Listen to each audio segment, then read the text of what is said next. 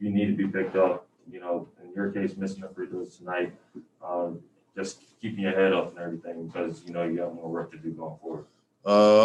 Yeah, I mean, I'm not gonna put too much on that. Obviously, it was a opportunity that was missed. Pat made an unbelievable play that put me in position to extend the lead. I'm always confident at the free throw line. I've always been very successful in clutch moments at the free throw line. Tonight, I was just unsuccessful extending the lead. So I'm not going to put too much on that. Fact of the matter is, we still were in position to win the ball game late in the game. Go ahead, Dan. Paul, since Kawhi got hurt, your minutes have been pretty consistently up over 40 every game. There hasn't been more than a day off between games. How much of that are you feeling? Not from an excuse standpoint, but just from a realistic standpoint. How much of that are you dealing with right now? I have no feelings towards that. You know what I mean? It's playoff basketball. It's whatever it takes. If I have to do more, I'll do it. It's whatever it takes to win. And I have no feelings towards whatever minutes I'm playing on the court. Did you think you had to find your legs a little bit tonight and find your rhythm in the game? Yeah, I had to find it. Every game is going to be different. So I did have to find it, but I thought I got stronger as the game went on. And I was able to find it in the fourth quarter, I thought. Hold on, Andrew. Hold on. Go ahead, Joe. Rachel, you can go ahead. Hey, Paul. I know that you guys have confidence in yourselves, but how does your level of belief change after two series going down 0-2 and then winning them? Well, with this team, if anything, we're more confident. Every series we've been down 2-0. We've handed over 2 wins to the other team. But if I know this team correctly, the fight we have, going into Game 3, and the fight that we have to believe that we're going to change the series. That's who we've been and that's who we are. And so I'm very confident in our group. And fact of the matter is they did what they were supposed to. They won their 2 games on their floor. We got to go home and protect our house. Go ahead, Andrew. There's some. Oh, can I just follow up real quick? There's some feeling that Chris Paul might be back for Game 3. How would that change the equation for you guys? I mean, we got to do our game plan. We'll game plan from when CP's back. I think Cameron Payne is. I'm not going to say he's as good or he's on the same level as CP in no way, but I think without CP here, Cameron Payne has done an unbelievable job of filling in for CP. And so, we're going to have to, game plan around CP.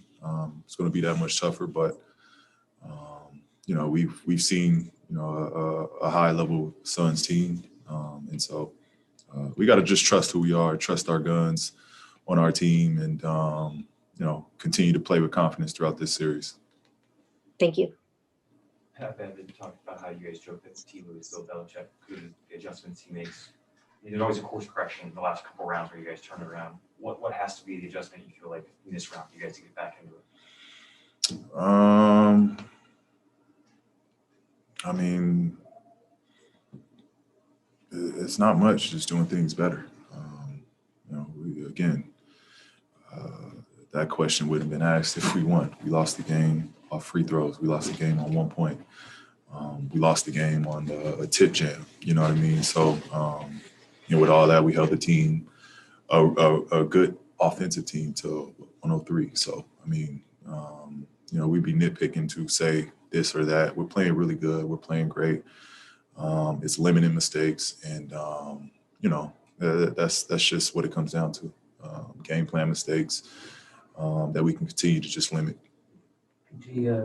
Pat Evans admitted that this is one of the tougher losses to swallow, just of how everything went down the last few seconds in his career. But he said how resilient you guys are. I was wondering, everything you know about this team and you've seen about this team, how do you guys turn from a win that was in your hands to trying to rebound now?